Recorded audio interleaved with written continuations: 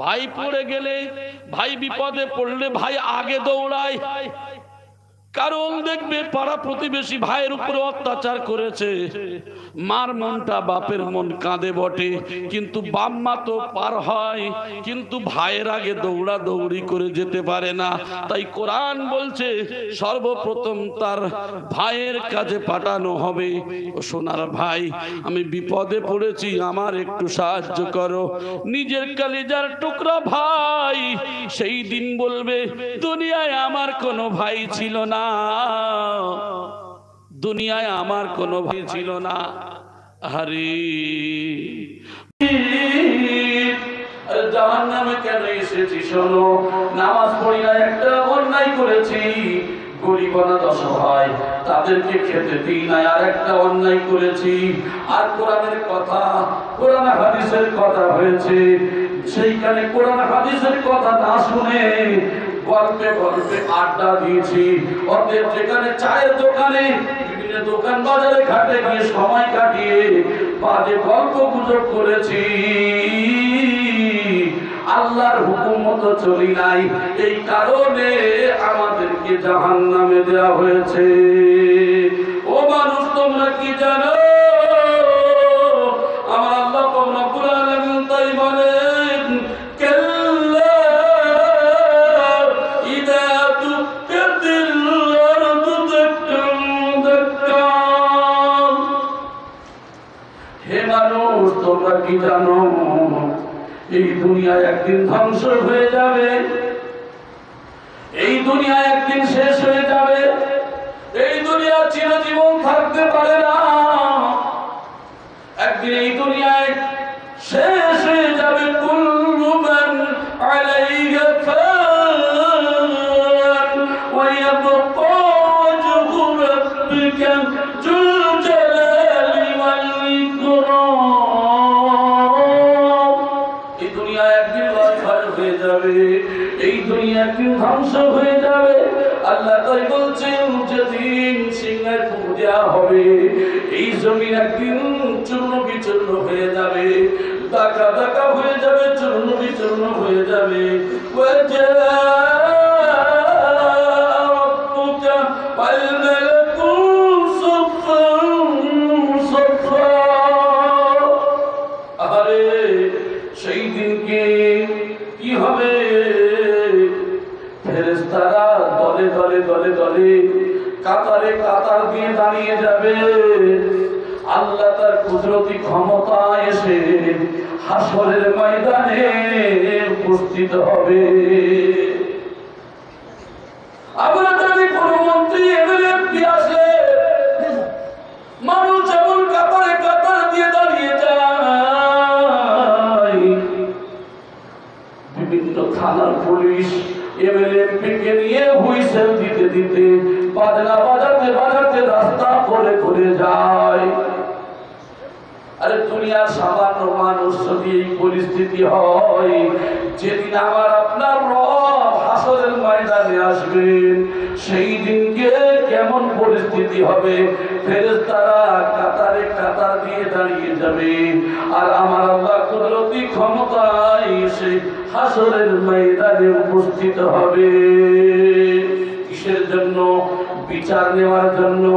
আল্লাহ রব্বুল আলামিনের হুকুম কতটুকু শুনেছি, কতটুকু মেনেছি, কতটুকু মানি নাই। ওয়াজিআ ইয়াওমাইযিন বিজাহান্নাম ওয়াজিআ ইয়াওমাইযিন বিজাহান্নাম ইয়াওমাইযিন ইয়াতাযাক্কারুল ইনসানু ওয়া আন্না লাহুদ যিকরা। আল্লাহ কি বলছেন? সেই দিন, যেই দিন হলো জাহান্নাম এমন কঠিন, যেই দিনকে জাহান্নাম টেনে ঘিরলে কি করবে? এই সমস্ত মানুষদের গিলতে আসবে। জাহান্নামকে বেঁধে রাখা হবে 70,000 ফেরেশতা, 70,000 শিকল দিয়ে জাহান্নামকে বেঁধে রাখা হবে। এক একটা শিকল ধরে রাখবে 70,000 ফেরেশতা। তাহলে 70 70,000 শিকল, কত কোটি ফেরেশতা হিসাব করেন, বেঁধে ধরে রাখবে জাহান্নাম। তারপরেও কি করবে? গর্জন শুরু করে দেবে। সেই দিন জাহান্নাম খুবই ফসবে, রাগান্বিত হয়ে যাবে। আর মানুষেরা বলে ইয়াউমাইযি ইয়াতাযাক্কারুল ইনসান ওয়া আন্না লাহু যিকরা। আরে এই দিনটা যদি আমরা স্মরণ করতাম, এই দিনটা যদি আমরা জীবনে স্মরণ করতাম, কত না ভালো হতো। আজকের আমাদের তো আর কোনো রাস্তা নাই।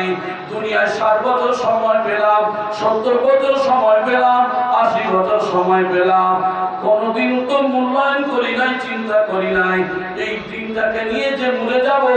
মরণের পরে এত ভয়াবহ জায়গা রয়েছে, তাহলে সেই জায়গার জন্য কোন পাত্র সংগ্রহ করার দরকার ছিল। কোনদিন তো চিন্তা করি না, অনুধাবন করি নাই। ইয়াকুলু ইয়া লাইতানি কদ্দামতু লিহায়াতি। আরে যদি আমার জীবনে আমি আগে কিছু পাঠাতে পারতাম, আমার পরকালের জন্য আমি যদি কিছু করে আসতে পারতাম, আমি মরণের পূর্বে যদি কিছু করতাম, কতই না ভালো হতো। কিন্তু আজকের তো আর সে চিন্তা করে কোনো লাভ নাই। কোনো লাভ হবে? চিন্তা তো আগে করার দরকার।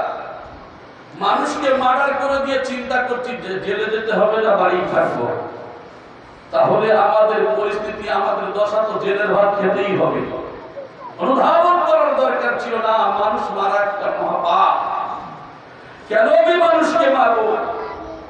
ঠিক তদ্রূপ যদি মানুষ চিন্তা করতো, আগে থেকে ফিকির করতো, তাহলে সেই মানুষের দ্বারা এমন কাজ হতো না। সেই মানুষ তাই বলছে, আরে যদি দুনিয়ায় থাকতে আমি আমার জীবনে যদি কিছু আগে পাঠাতাম, চিন্তা ভাবনা করতাম, তাহলে আমার জীবনে এই দশা আজকের হতো না।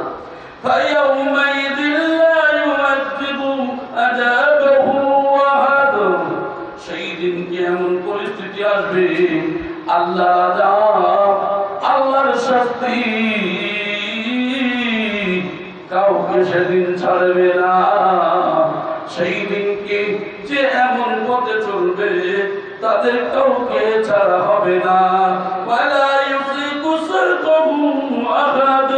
আমার আল্লাহ এমন বাধা বাঁধবে যে বাঁধন কেউ খুলতে পারবে না।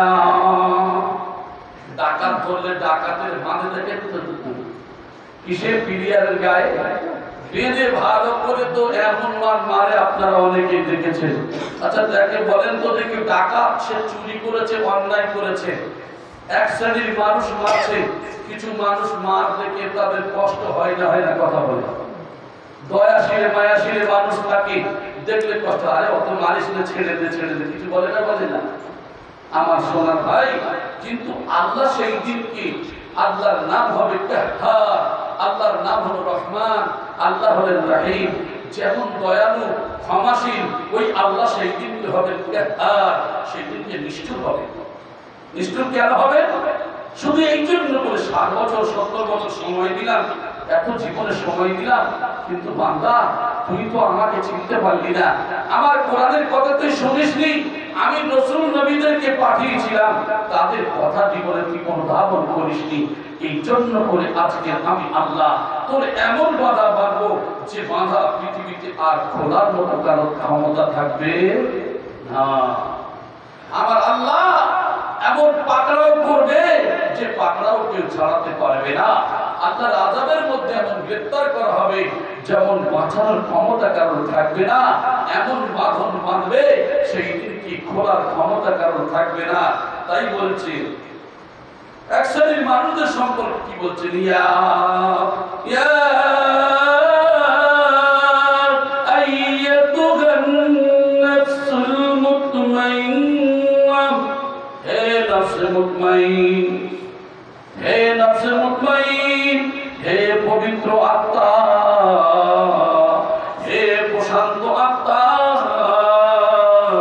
ইরজিই ইলা রাব্বিকি রাদিয়াতান মারদিয়া, হে প্রশান্ত আত্মা, আয় আয় তোর রবের দিকে আয়, সন্তুষ্ট মনে আয়, শান্তি মনে আয়। তুই তো সেই সেদিন মানুষ আমার ছেলে নাই, আমার দেখে নাই, কিন্তু এক শ্রেণীর মানুষ তোরা আমার জন্য নামাজ আদায় করেছিস। শীতের সময় মানুষ লেপের কম্বলের তলা থেকে ওঠে নাই, তোরা কষ্ট করে উজু সেরে মসজিদে এসেছিস। আজকের মানুষ তারা নামাজ তার রোজা রাখে নাই, সারাদিন হারামের খাওয়া খেয়েছে, আর তোরা আমার হুকুম মতো সারা মাস সারাদিন তোরা ভোগাই ছিলিস। এইরূপ ভাবে আল্লাহ ডাক দেবেন, বলে প্রশান্ত আত্মা আয় আয় ইরজিই ইলা রাব্বিকি রাদিয়াতান মারদিয়া ফাদখুলি ফি ইবাদি ফাদখুলি জান্নাতি। আমার সোনার ভাইরা, আল্লাহ ডাক দিয়ে সেদিন বলবে, হে প্রশান্ত আত্মা আয়, তোর রবের দিকে আয়, সন্তুষ্ট চিত্তে আয়। আমি আল্লাহ তোর প্রতি আজকে বড় খুশি, বড় খুশি, কারণ তুই আমার হুকুম মেনেছিস, তুই আমার কথা মেনে চলেছিস। আজকে আয় আয় ফাদখুলি ফি ইবাদি, তোরা প্রবেশ কর আমার ইবাদত কর, আর তোরা আমার ইবাদি বান্দা হয়ে যা। আর প্রবেশ কর, কোথায় প্রবেশ করবি? ওয়াদখুলি জান্নাতি, আমার ইবাদি বান্দা হয়ে যাবি, আর আমার জান্নাতে তোরা প্রবেশ করবি। জোরে বলি সুবহানাল্লাহ। আমার ইবাদত কর, আমার জান্নাতে চলে যা। তারা কারা? আমি আগেও অনেকবার আলোচনা করেছি, তবে কারণ রবিবারের মজলিসে আমি নফসকে 3টে ভাগ নিয়ে আমি আলোচনা করেছিলাম। নম্বর 1 হলো নফসে আম্মারা। এই নফসে আম্মারা কেমন? শুধু গুনাহ করে, শুধু গুনাহ করে, এ জীবনে ভালো কাজ কিছু বোঝে না। মুসলমানের মধ্যে এমন মানুষ আছে যে জীবনে নামাজ জানে না, রোজা জানে না, যাকাত জানে না, হজ জানে না, ইসলামের কোনো কাজই করে না। আছে না নাই? কথা বলেন। অনেক মুসলমান পাওয়া যাবে শুধু খায় আর হাগে। কি করে? সারাদিন খাবে আর পায়খানা করবে, আর কোনো কাজ নেই। মানে নামাজ তো এসব ইবাদত বন্দেগী কুল কালাম কিছুই বোঝে না, ঠিক কিনা? এই সমস্ত মানুষ আছে যারা সারাদিন খালি গুনাহ ছাড়া, তাদের খারাপ কাজ ছাড়া জীবনে ভালো কাজ পাবেন না। এই নফস হলো কি? নফসে আম্মারা, নফসে মুতমাইন্না। এখনই আলোচনা করলাম, তবে পরে আরেকটু ভালো করে ভেঙে দেব। নফসে লাওয়ামা, নফসে লাওয়ামা এটা আমাদের প্রায় মানুষের মধ্যে আছে। যেমন আমি আপনি ভুল করলাম, ভুল করার পরে চিন্তা করছি যদি কাজটা করলাম তো ঠিক হয়নি, এটা গুনাহ হয়ে গেল, আল্লাহ তুমি আমার ক্ষমা করে দাও। আমরা অনেক ইস্তিগফার আস্তাগফিরুল্লাহ রাব্বি মিন কুল্লি যামবিন ওয়া আতুবু ইলাইহি, তারপর কি করলাম? ক্ষমা চেয়ে নিলাম যে আল্লাহ এটা ভুল হয়ে কাজ করব না। এই করে করে আমি আপনি অনেক সময় ইবাদত করছি, ভালো কাজ করছি, আর একটা খারাপ কাজ করে ফেলে চিন্তা করলাম না এটা তো খারাপ কাজ, আবার কি করলাম? তওবা করলাম। এটা অধিকাংশ মানুষের আছে, ঠিক কিনা? এটা হলো নফসে লাওয়ামা, মানে ভালো কাজও করে আবার খারাপ কাজও করে ফেলে। তবে এটা হলো নফসে লাওয়ামা। নফসে মুতমাইন্না কি? নফসে মুতমাইন্না হলো শুধু ভালো কাজ করে, খারাপ কাজ করে না। জোরে বলি সুবহানাল্লাহ। তারাই হলো নবীন, তারাই হলো সিদ্দিকীন, তারাই হলো সালেহীন। এই সমস্ত ব্যক্তি যারা ভালো ছাড়া খারাপ করে না। জোরে বলি সুবহানাল্লাহ। আমরা তো চাই নফসে লাওয়ামা, চাই না নফসে আম্মারা, তো চাই না নফসে লাওয়ামাও চাই না, আমরা চাই নফসে মুতমাইন্না। জোরে বলি সুবহানাল্লাহ। আল্লাহর নবীর চাচা, আল্লাহর নবীর চাচা হযরত আব্বাস রাদিয়াল্লাহু তাআলা আনহু যখন চলে গিয়েছেন, অনেক হাজী সাহেবরা জানেন যার কবরটা রয়েছে তায়েফের ময়দানে, তায়েফের ময়দানে মাকবারাতুল আব্বাস বলা হয়। এই কবরের কাছে আল্লাহর নবী সাল্লাল্লাহু আলাইহি সাল্লাম সাহাবাদের নিয়ে হাজির। এমন সময় দেখা যায় কফিন বন্দি করা হলো, কবরে লাশ প্রবেশ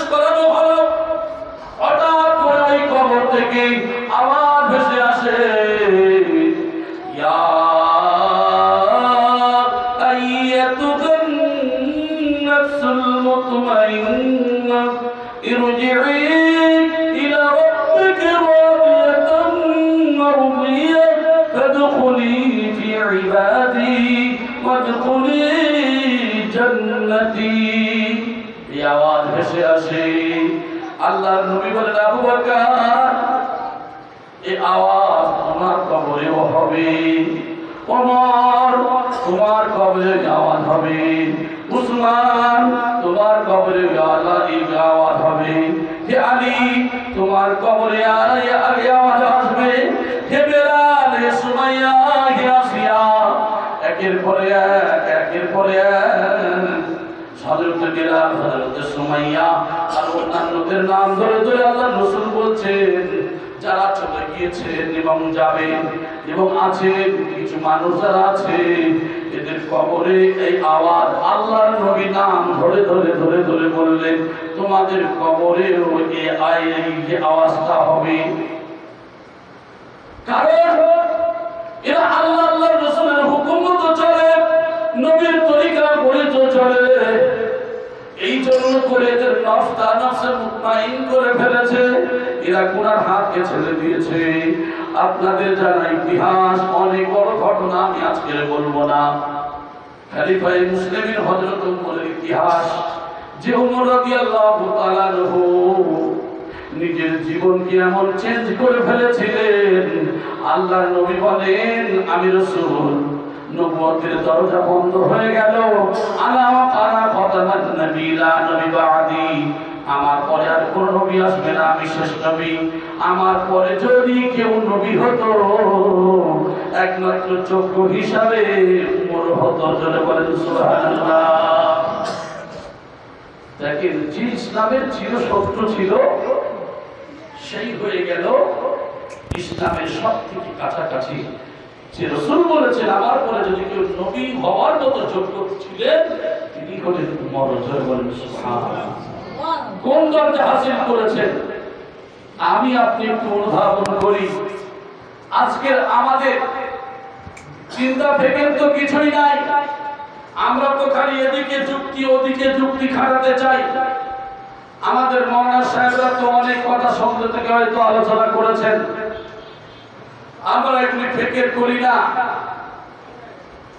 যে কোনো আল্লাহর হুকুমটা হলো আল্লাহ যেমন পাক ও পবিত্র রাসূল তেমন পাক ও পবিত্র আল্লাহ যেমন পাক ও পবিত্র রাসূল তেমন পাক ও পবিত্র আর ইসলামের প্রত্যেক কাজটা হওয়া উচিত কিসে পাক ও পবিত্র কিন্তু আমরা দুনিয়ার নিয়মে অনেক যুক্তি দেখাই ঠিক কি না কেন হবে নি কেন হবে হারাম কি হালাল কি বলি না দুনিয়ার অনেক যুক্তি আমরা খাড়া করি তবে জেনে রাখেন আমি যে যুক্তি খাড়া করছি আমি জানি যে হারামটা কিন্তু খারাপ জিনিস ঠিক কি না হালালটা ভালো জিনিস সেটা জানি কিন্তু যুক্তি খাড়া করছে কে ওই ইবলিস শয়তান ও কিন্তু আল্লাহর কাছে ওয়াদা করে বার হয়েছে ও তো আল্লাহর কাছে ওয়াদা করে নিয়েছে 6 লক্ষ বছর ইবাদত সুচ পরিমাণ জায়গা ছিল না আমি আযাদের সিজদা দিইনি একটা হুকুম না মানার কারণে যদি শয়তান হয়ে যায় আল্লাহ আমার কিয়ামত পর্যন্ত সময় দিন বনি আদমকে আদম সন্তানদেরকে আমি পথভ্রষ্ট করে দেব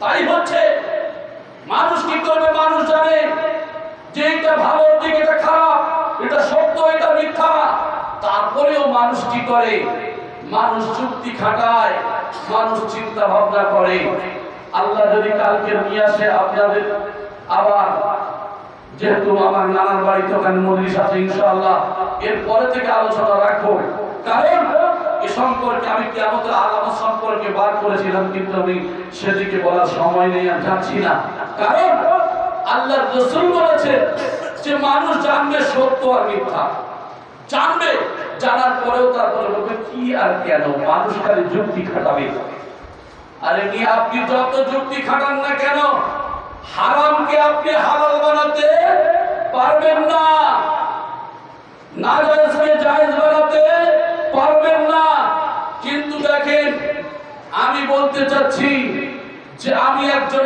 আলেম হয়ে আমি কি করলাম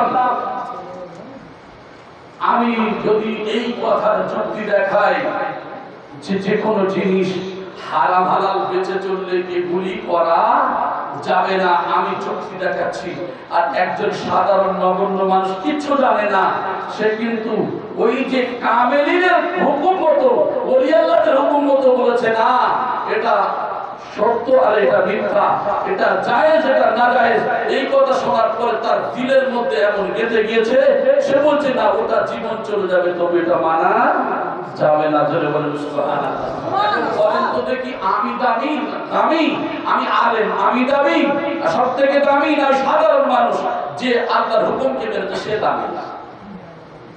আলেম কোন ব্যক্তি? আমরা তো অনেক কথা বলি, ইন্নামা ইয়াখশাল্লাহু মিন ইবাদিহিল উলামা। ওই ব্যক্তি তো আল্লাহর আলেম বান্দা যার মধ্যে আল্লাহর ভয় আছে। জোরে বলেন সুবহানাল্লাহ। আমরা আলেম বলতে কি বোঝাই? আমি আলেম হয়ে জায়েজ না জায়েজ বুঝতে পারি নাই, হারাম হালাল যদি মনে করি যে বেঁচে চললে চলা যাবে না। একজন সাধারণ মানুষ সে কিছুই বোঝে না, সে দাঁত ধরে আছে না এটা হালাল এটাই চলবে, হারাম আমার জীবন চলে যাবে স্পর্শ করব না। এই আলেমের থেকে হাজার গুণে দামি। জোরে বলি সুবহানাল্লাহ। এই কিয়ামতের আলামতের মধ্যে বলা হয়েছে যে কিছু আলেম ইলম শিক্ষা করবে দুনিয়ার উদ্দেশ্যে, ইলমে দ্বীন এদের মধ্যে থাকবে না। কিয়ামতের আলামত দুনিয়া ধ্বংস হওয়ার একটা আলামত যে পৃথিবীতে আলেম থাকবে, তবে এই আলেমের যে ইলমিয়াত সঠিক যে সত্য সেটা তার মধ্যে থাকবে না। কোরআন থাকবে যেমন তার রূহ থাকবে না, আলেম থাকবে তার ইলম, সেই ইলম কোন ইলম সঠিক ইলম তার মধ্যে থাকবে না। হাদিসের মধ্যে বলা হয়েছে ওয়াইয়াকবিজুল ইলম, ইলমকে ছিনিয়ে নেওয়া হবে। তা কি করে উঠিয়ে নেওয়া হবে? আল্লাহর দরবারে উঠিয়ে নেবেন। কিভাবে নেবে? মৃত্যু ঘটিয়ে দিয়ে উঠিয়ে নেবে। পৃথিবীতে ওলামা যারা আছেন, আল্লাহওয়ালা বুজুর্গ যারা আছেন, একের পরে এক তাদের মৃত্যু হয়ে যাচ্ছে, তাদের উঠিয়ে দিচ্ছেন। একটি সব ফতোয়া দেওয়ালা মওলানা মুফতি, দেখা যায় সে নিজেই ঠিক নাই, সে কি আর ফতোয়া দেবে? আমার সোনার ভাই, এই জন্য করে আমি আপনাদের অনুরোধ করবো, পায়ে ধরে বলবো, আপনি আমি জানি কোনটা ভালো আর কোনটা খারাপ, নিজের অনুধাবন করবো। আমি কোরআন হাদিস তো আলোচনা করলে আর 1 ঘন্টা চলে যাবে, তবে আমি নিজে নিজে আমার যে মনুষ্যত্ব বিবেক বুদ্ধি এটাই দিয়ে আমি নিজে চিন্তা করবো যে ভালো না খারাপ, এটা সত্য না মিথ্যা, এটা বুঝলে আমি নিজেই আমার বুঝ আমি দিতেই পারবো। অতএব আমি পারি না এর জন্য আমি দোষী, কিন্তু একজন পারে তার আমি সাহায্য করব, তার পাশে দাঁড়াবো যে না আপনি যে কাজটা করছেন ভালো কাজ, অবশ্যই আপনার সাহায্য, আপনার আমি অর্থ দিয়ে না সাহায্য করতে পারি, কিন্তু আমি আমার শ্রম দিয়ে তো আপনাকে সাহায্য করতে পারি, ঠিক কিনা? আমার সোনার ভাই, অনেক কিছু দেওয়া যেতে পারে, শুধু টাকা দিলে কি সব হয় না? আমার শ্রমটা দিলেও সেটাও অনেক কাজ। তবে তবে আমার চিন্তা করতে হবে, ফিকির করতে হবে যে আল্লাহ এই কাজ থেকে আমার বাঁচান। আল্লাহ এটা তো সত্যি অপবিত্র পথ, এই পথটা নাজায়েজের পথ, আল্লাহ এর থেকে আমার পরিত্রাণ দেন। আল্লাহ বলছেন বান্দা যখন আমার কাছে সাহায্য চায় আমি আল্লাহ তার সাহায্য করি। আর যদি সাহায্য না চায়, আর যদি মানুষ এমন কাজ বেছে নেয় যে যা হয় হোক, ইয়াউমা ইয়া'আদ্দুজ যালিমু আলা ইয়াদাইহি ইয়া লাইতানি লাম আত্তাখিয ফুলানান খলিলা। আর যে যার বন্ধু হিসাবে, যে যার পীর হিসাবে, যে যার লিডার হিসাবে, যে যার পথ অনুসরণ অনুকরণ করে চলবে, যার কথা অনুযায়ী চলবে, সেই দিন বলবে আল্লাহ, সেই দিন আল্লাহ বলবে বান্দা তুই যে পথ নিয়েছিলিস এটা জানিস তুই মিথ্যার পথ কেন নিয়েছিলিস? আল্লাহ আমি জানি না, আমার বিশ্বাস বলেছে, আমার মুখ হুজুর বলেছে, বলে তোর বিবেক বুদ্ধি দিলাম তুই চিন্তা করিস নি। এইবার তার যে কথা যত চলে তার ডাকা, তুই বল এই কাজ তুই করেছিলিস? আল্লাহ না না আমি কেন বলতে যাবো, ও কোথায় থেকে কি করতে দেখে, তখন সে হুজুর নিজের জ্বালায় নিজে বাঁচার চেষ্টা করে। তুমি কারে বন্ধু বানাও? তাই তো আল্লাহ বললেন ইয়া আইয়ুহাল্লাযীনা আমানু তাকুল্লাহ ওয়া কুনু মা'আস সাদিকিন।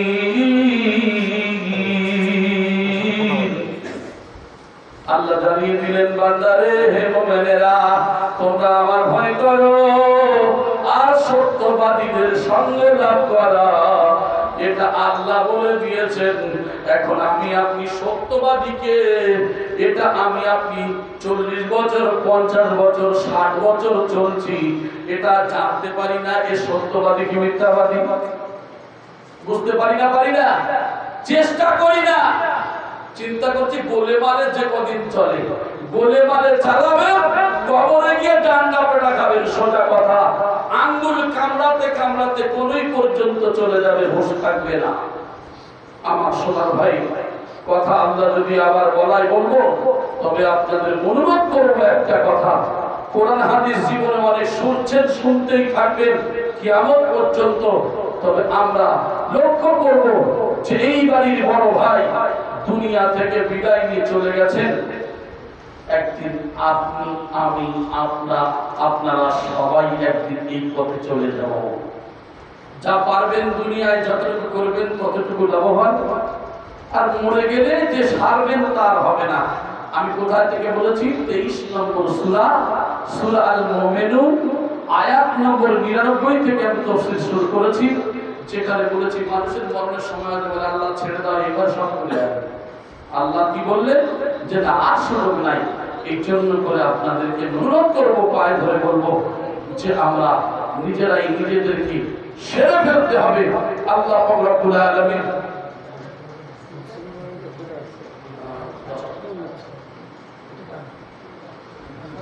আমার সোনার ভাই একবার জোরে সরে পড়ুন, আল্লাহুম্মা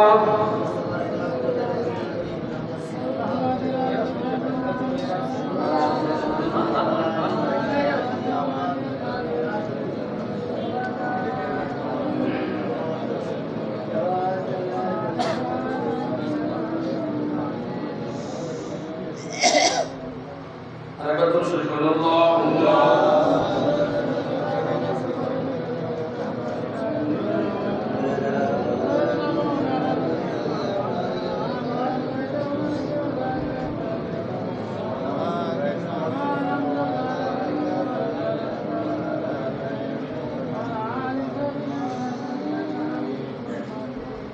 আমার ভাই। তাহলে আমরা জানি এই যে পৃথিবীতে আমাদের একদিন চলে যেতে হবে। আমাদের যে ভাই চলে গিয়েছেন, একদিন এই পথের পথিক আমাদের হতে হবে, ঠিক কিনা? তাহলে এই পথে কি প্রতীক হবে শুধু বেটা ছেলে না মেয়ে ছেলে, না শুধু হিজড়ার দল?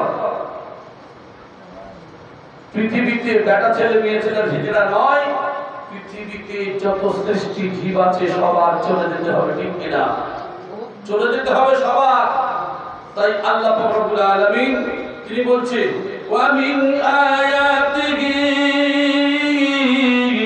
আন খালাকা লাকুম মিন আনফুসিকুম আযওয়াজা লিতাসকুনু ইলাইহা ওয়া জা'আলা বাইনাকুম মাওয়াদ্দাতান ওয়া রাহমাহ ইন্না ফি যালিকা লাআয়াতিন লিকাওমিন ইয়াতাফাক্কারুন। আল্লাহ রাব্বুল আলামিন জানিয়ে দিচ্ছেন সূরা নূরের 21 নম্বর আয়াতে, যাদের ব্যাপারে আল্লাহ ঘোষণা দিয়েছেন এবং তার রাসূল সরাসরি জাহান্নামের উল্লেখ করেছেন, তার মধ্যে হলো বেপরদা নারী। তাদের মধ্যে কিছু আছে যারা বেপরদা নারী, যা মানুষের জাহান্নামে নিয়ে যাওয়ার জন্য অন্যতম। কারা জাহান্নামে নিয়ে যেতে পারে? নারীরা জাহান্নামে নিয়ে যেতে পারে মানুষের ঈমান ধ্বংস করার জন্য। এই মহিলাই যথেষ্ট। তাই আল্লাহ জানিয়ে দিলেন তার নিদর্শনের মধ্যে বলেছে যে তিনি তোমাদের জন্য তোমাদের মধ্যে থেকে তোমাদের স্ত্রীদেরকে বানিয়েছেন কে? আল্লাহ ওই আল্লাহ স্ত্রীদেরকে সৃষ্টি করেছেন, সঙ্গীদের সৃষ্টি করলেন কেন? এই সঙ্গীদের সঙ্গে যাতে তোমরা শান্তি পাও। পৃথিবীর জমিনে শান্তি যদি পেতে হয়, স্বামী স্ত্রীর মতো শান্তি আর পৃথিবীর জমিনে কিছু নাই। উন্না লিবাসুল লাকুম ওয়া আনতুম লিবাসুল লাহুন্না। স্বামী হলো বিবির গায়ের জামা, বিবি হলো স্বামীর গায়ের জামা। আমার সোনা ভাইরা, তাই বলা হলো তোমরা শান্তি যদি পেতে চাও, তোমাদের বিবিদের কাছে তোমরা শান্তি পাও, তিনি তোমাদের পারস্পরিক ভালোবাসা দয়া সৃষ্টি করে দিয়েছেন। আরেকটু জোরে বলি সুবহানাল্লাহ। এই যে ভালোবাসা সৃষ্টি করেছেন, এই স্বামী স্ত্রীর মধ্যে যারা চিন্তাশীল ব্যক্তি, ওই সমস্ত মুমিন ব্যক্তি, ওই সমস্ত মানুষ এর দ্বারা কি করতে পারবে? এরা যদি অবশ্যই চিন্তা করে বুঝতে পারবে এর মধ্যে অনেক নিদর্শন রয়েছে। একবার জোরে বলি সুবহানাল্লাহ। যেমন দুঃখ লাগে, অবাক হয়ে যায়, অধিকাংশ বাড়িতে স্বামী স্ত্রীর মধ্যে ঝগড়া, বিবাদ, মারামারি, স্বামী স্ত্রীর মধ্যে ঝগড়া মারামারি। আমি বলবো আমার সোনার ভাইরা, যে স্ত্রীর মহব্বত, যে স্ত্রীর ভালোবাসা এত পাওয়ার পরেও আবার সেই স্ত্রীর গায়ের উপরে হাত ওঠে কেমন করে? তবে শরীয়ত হুকুম দেয় কোন সময় তুমি তোমার স্ত্রীর প্রহার করতে পারবে। যে সময় শরীয়তের কথা শুনবে না, তার মধ্যে একটা হলো আল্লাহর হুকুম মতো চলতে বলছো, যদি না শোনে তার তুমি প্রহার করবে, তবে মুখে নয় পিঠে প্রহার করবে। বলেন তো দেখি, নামাজ পড়ে নাই বলে কজন স্ত্রীর গায়ে হাত দিয়েছেন? রোজা রাখে নাই বলে স্ত্রীর সঙ্গে বিবাদ করেছেন কজন? বরং তরকারি নুন না হলে মারেন, তরকারি যদি পুড়ে যায় একটু মারেন, সংসারে রান্না করতে দেরি হলে মারেন। দুনিয়ার এই সমস্ত কাজের জন্য আপনার স্ত্রীর সঙ্গে আপনি বিবাদ করেন। না না, শুনে রেখে দেন, এ সংসার তো বলে না। এই সংসার যদি হয়, তোমার হক যেমন স্বামীর উপরে, স্বামীর হক বিবির উপরে, একে অপরের প্রতি হক যদি না আদায় হয়, ওই খাকিয়ার কাছে দাঁড় করিয়ে শুধু আদায় করিয়ে নেবেন, দেনমোহর হয়ে গেল মনে করলেন। সারা জীবন সংসার করে বিবির অত্যাচার করে করে জর্জরিত করে দিয়ে, সারা জীবন কষ্ট দিয়ে তুমি পাক্কা নামাজি কবরে গিয়ে ঢুকেছ। তোমার বিবি যদি না ক্ষমা করে, হুকুকুল ইবাদ যদি না আদায় করে, তাহলে কাল কিয়ামতের ময়দানে তোমার ধরা পড়তে হবে। আমার সোনার ভাইরা, তাই আমি আপনাদেরকে বলি, শরীয়তের হুকুম মানতে গেলে বিবি যদি আল্লাহর হুকুম মতো না চলে, তাহলে পিঠে প্রহার করতে পারো। যদি তাও না শোনে, এক তালাক দিতে পারো। যদি ফিরে আসে তো ভালো। যদি শরীয়তের হুকুম মানে না, আল্লাহর হুকুম মানে না, ইসলামের ধার ধারে না, দুইটা তালাক দাও। যদি না শোনে, তারপরে তিনটে তালাক দিয়ে বাপের বাড়ি পাঠিয়ে দাও। আর আমরা কি করি? কোন জায়গায় দিতে বলতে, কোন জায়গায় খড়ে, কোন জায়গায় দিদি রাগ হলো, এই তো তালাক দিলাম, তো গুষ্টির তালাক দিলাম, ছেড়ে দিলাম। কোথায়? সামান্য রাগ হচ্ছে, তরকারি খারাপ হয়েছে বলে যায়। আবার গিয়েছে বলে, হুজুর, মৌলানা সাহেব, মুফতি সাহেব, আমি ভুল করেছি, আমার বোর আমি নেবো। তোর বোর তুই নিবি তো ঘাটা খা। মুফতি সাহেব ফতোয়া দিয়েছে, পরের সঙ্গে বিয়ে দিবি, সেখানে ঘেটে ঘুটে ছেড়ে দেবে, তারপরে তুই খাবি। শুকনো হারাম খোর। তোর জীবনে যদি কোনো সমস্যা আসলো, তুই ধৈর্য ধরার দরকার ছিল। তোর বিবি অন্যায় করেছে, ভুল করেছে, রাতের বেলা মহামিলনের সময়, মহাব্বতের সময়, গালটা আস্তে করে মিষ্টি হাসি দিয়ে গাল টিপে ধরে বলতিস, বিবি তুমি যে কাজটা ওই দিন করেছিলে, আমার মনে বড় ব্যথা লেগেছে। যত নিষ্ঠুর বিবি হোক না কেন, তোমার মিষ্টি হাসিতে, মহাব্বতে, ভালোবাসায় রাতের বেলা মহাব্বত দিয়ে কথাটা বলেছো, তোমার বিবিকে মারতে হয় নাই, ওর কলিজাতে আঘাত করেছে।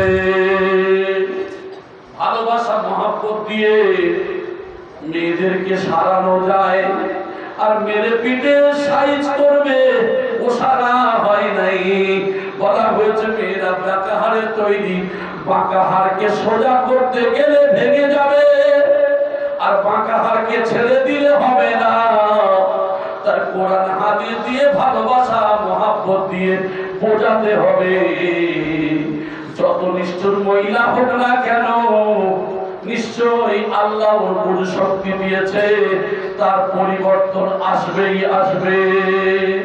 আমার সোনার ভাইরা, তাই বলা বলে আল্লাহ রব্বুল আলামিন বলেন, অকরনা ফি বুয়ুতিকুন্না ওয়ালা তাবাররাজনা তাবাররুজাল জাহিলিয়াতিল উলা।